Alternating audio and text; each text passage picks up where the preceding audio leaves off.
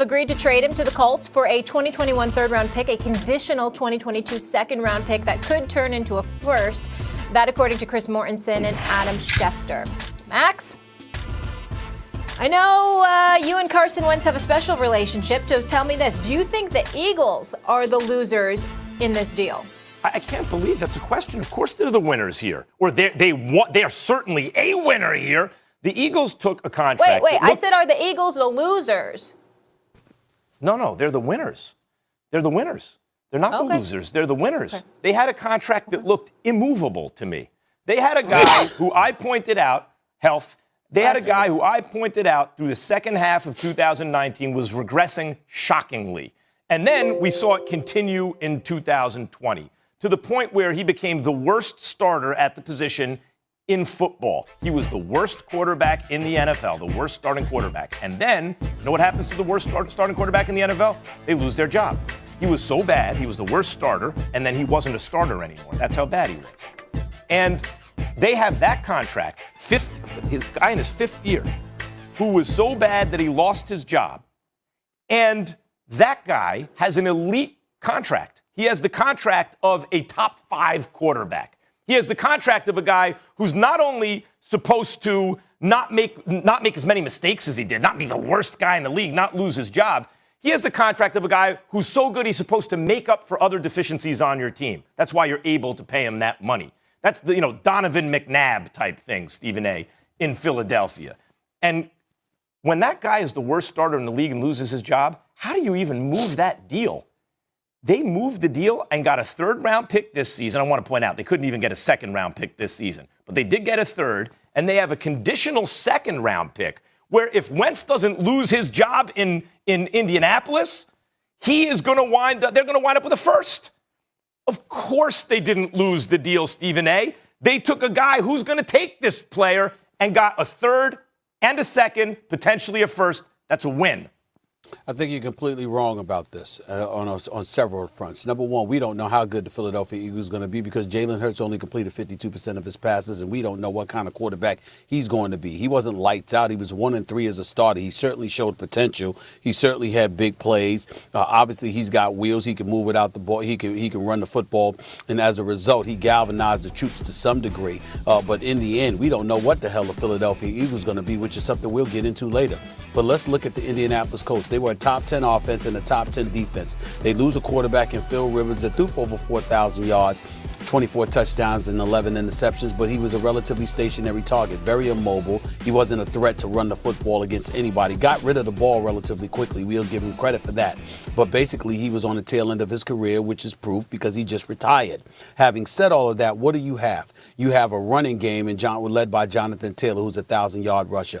You've got guys like T.Y. Hilton and Pittman Jr. and others that are good receivers. You have an offensive line that is considered elite. Even in a down year based on injuries, they were still a top 7 offensive line in the game.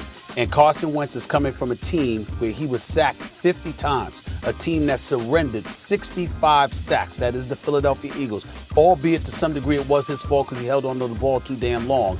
But clearly, anybody will tell you that the Eagles' offensive line was highly suspect, which is something even you pointed out before. They gave up 65 sacks last year, 50 at the hands of Carson Wentz. And he is going to a team that surrendered 19 sacks the entire season. Season. And I think they were one of the top teams in terms of hits allowed on their quarterback because it was like 32 or less, something around that number. This offensive line led by that monster, Quentin Nelson. I mean, this is who they are. They protect. They run block. They pass protect. This is what they do. And so when you look at it from that perspective and you look at the pieces that they have, and they were just in the playoffs, and then you look at the fact that Carson Wentz is being reunited with Frank Reich, the offensive coordinator in 2017, last time they were together, which was 3 years ago, what did he do? They were 11-2, and Carson Wentz was an MVP candidate. I look at all of those things, and I say the Indianapolis Colts won with this because I don't expect Carson Wentz to go there and stink up the joint because he'll have a better coach. He'll be in a better situation. He'll be surrounded by better players. Okay, and I think as a result, he will resurrect his career to some degree anyway. Yes or no answers. Let me ask you some questions. Is the Eagles' offensive line the Colts' offensive line? No. Does Frank Reich coach the Eagles?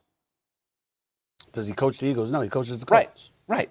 So, like, that's the Carson Wentz situation. is. But, right, the Eagles don't have that stuff. So even if you're right, I agree that you could take a flyer on Carson Wentz if you're the Colts, because you do have the, like, if Carson Wentz can't make it work in Indianapolis, he can't make it work. But they have a reclamation project on their hands. They have a coach who believes he knows how to do it because he's worked with them before when he was very good. As you mentioned, they have an offensive line anchored by one of the best guards on the offensive line I've ever seen in Quentin Nelson. There's like a force field around him when he plays. No one can come within 10 yards of him, apparently, is the rule. Like, he is unbelievable, and that line is very good.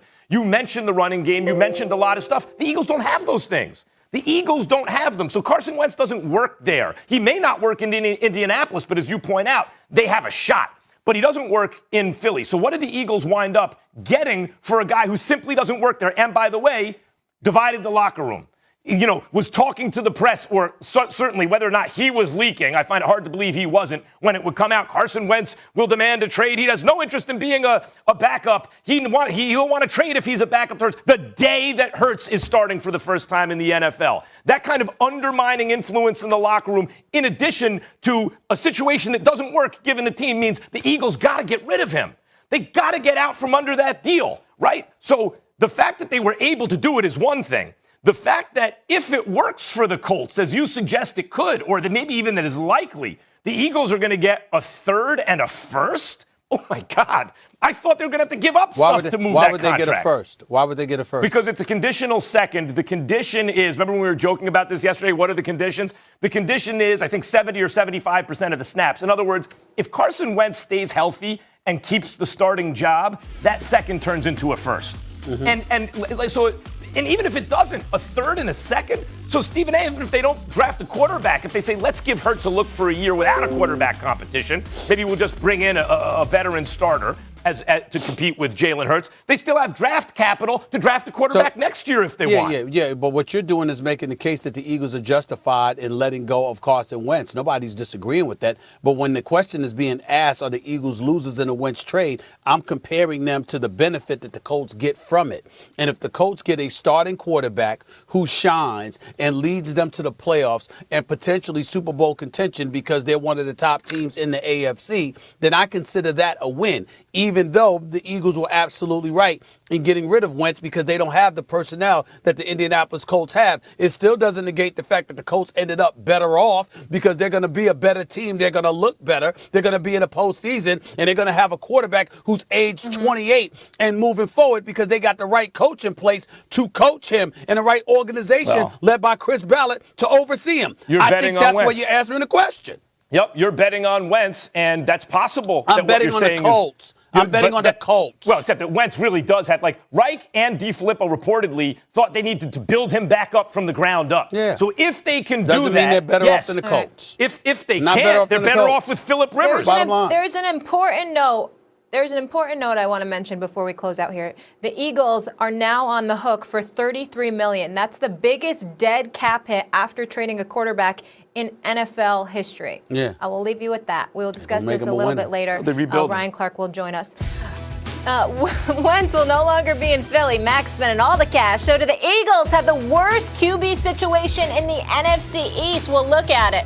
Plus, Giannis and the Bucks, they've been riding the struggle bus. How bad is it in Milwaukee? Max and Stephen A. answered that in just a bit. It's First Take. Party just getting started on this Feel Good Friday.